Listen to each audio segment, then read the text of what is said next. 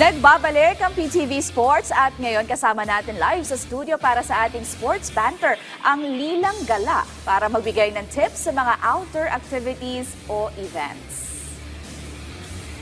Welcome to PTV Sports, si Irish Baliner and Alvin Moca, race organizer of Savage Terra Mountain Run ng DRT Bulacan.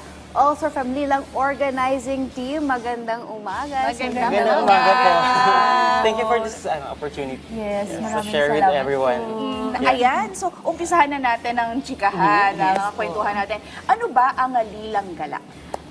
Ang Lilang Gala po ay isang outdoor na organization po na nag-hiking po kami, meron po kaming camping, and then ngayon po meron kaming trail running event sa DRT Bulacan. Opo. Pero what makes it unique from other outdoor events?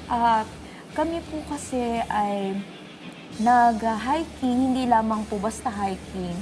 Kami po ay sinasabay din po namin ng pag-outreach. Yes. May mga outreach program Kasama po po sa kami. mga goal namin. Yung Opo. program namin is to outreach and charities.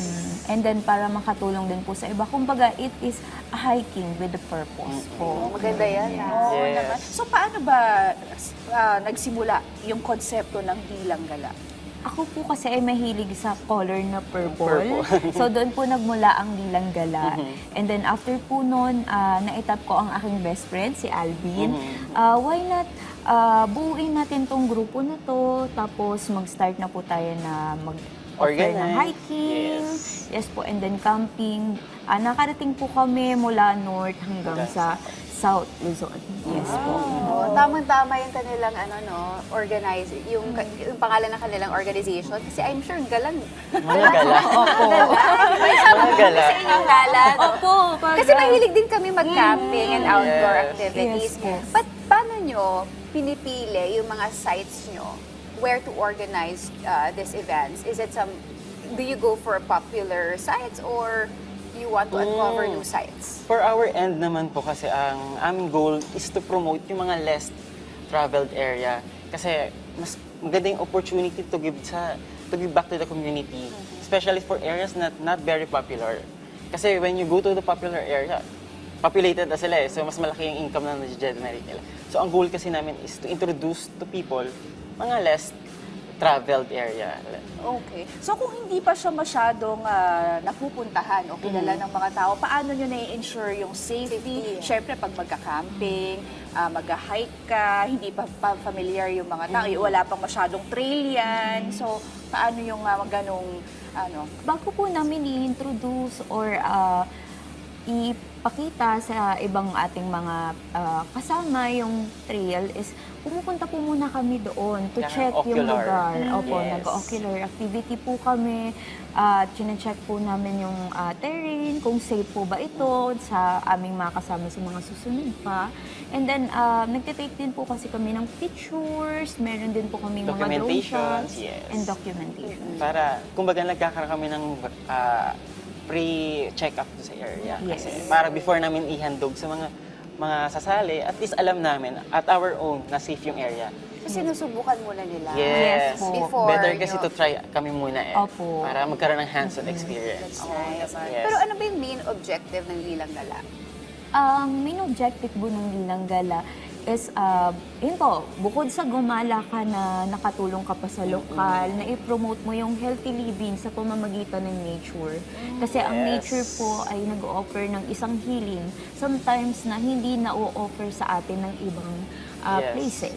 So, ayun po. kapag nag-organize kayo ng isang event, gaano katagal to? Ilang araw ba to naglalas or ilang oras? Actually po yung pag-organize, hindi lang parang pag sinabi yung organize, parang sa tingin ng ating tao, madali, di ba? Pero ang pag-organize po talaga ng event is months para i-preparation. Kasi katulad nga ng sinabi po namin kanina, kailangan namin mag-ocular ng area. So para may assess din namin yung safety ng area. So marami ka kasi din kailangan i-consider at marami ka rin kailangan itap na local government units for the safety of everyone. So hindi lang siya weeks, months talaga ang preparation natin. Kasi maraming things to consider Okay. for everyone's safety. Well, naumpisahan mo na nga kung ano yung things to consider. Ano-ano ba yung kailangang i-prepare or i-consider when you organize for both parties, for the organizers and participants as well? For the organizer side po muna. So, sa organizer side, kailangan ma-check niyo po muna yung mismong lugar na pagdadausan ng event natin. Kailangan may route checking po tayo. And then, tsaka po natin to ipopropose sa ating mga LGUs para mag-position po nila kung ano yung tama at yung may apply nilang strategic plan para matulungan din po ang mga organizer during the execution ng mismong race natin. And then for the participant side naman po, kailangan sumunod sila sa rules and regulation ng ating event na well-informed naman din po natin Kasi sila. sa mga ganitong event po, kasi meron tayong mga race rules na kailangan strictly followed for everyone. Tsaka kasi yung pagtatapos sa local government, priority po yun. Kasi sila din naman po ang partner natin sa labas. Sila rin ang makakatulong sa atin. If ever, wag naman po sana magkaroon ng mga problema. Pero sila po ang primary assistance natin.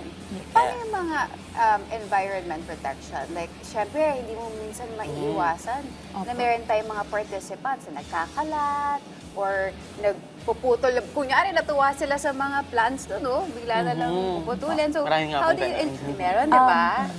So, how do you ensure na they stick by the rules and, of course, protect the environment? Ayun po, before po kami, na po ang na-mention namin before, is bago kami maging trail runners, naging hiker po kami, and may practice po kami sa mountaineering na leave no trace, take nothing but pictures, and leave nothing but footprints. So, nai-add po namin ito sa event. Meron po tayong mga, dyan na papasok yung race briefing. Hindi po tayo makakalimot, remind sa ating mga participants na pangalagaan ng ating kalikasan, kung ano man po yung nakita natin sa daan, huwag pong sisirain. Kung gusto nila, pwede silang mag-take ng pictures as many as they can, pero ayun po, savor the moment lang po, and then tumulong din po tayo sa pagpapanatili at pagkikip ng ating So, karagdagan dito, yung mga halimbawa, yung mga participants namin, nire-require namin sila na may mga maliliit na pouch para lahat yung mga small trash nila. Dali nila. Hindi tayo magkakaroon ng mga invasive na mga garbage sa area.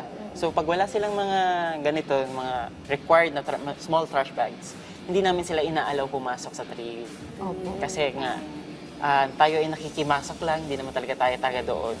Para naman maalagaan din natin as a responsible runners or hikers. Diba? Ano naman yung mga benefits na pwedeng makuha ng mga participants dito sa Lilang Gala? Una po is bukod sa entitlement is hindi po matatawaran ay yung experience.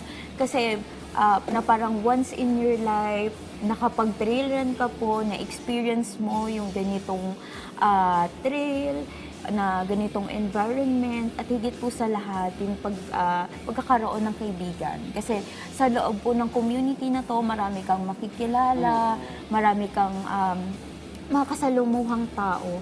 And then with those experience po, yun po yung masasabi namin, isa sa priceless na may offer ng Adrenaline kasi ng yung pag nakakatapos ka or may na-achieve ka.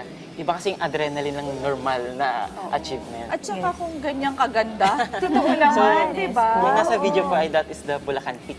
Sabi nga nila, One of it the gives highest, you a sense of tranquility and, relaxation. Yes. Especially dito sa busy lifestyle natin dito sa Metro. It's another, a nice environment and fresh air. Yes. Alam mo, I've climbed Mount Amuya. Siguro for some, Yes, na-climb na rin po namin. madali lang siguro sa inyo yun. Mahirap to. It was like an 8-hour hike. Yes, pero the reward is Oo, pag nandun ka na sa tuktok, it's very fulfilling na parang, wow, nagawa ko yun despite the pagod.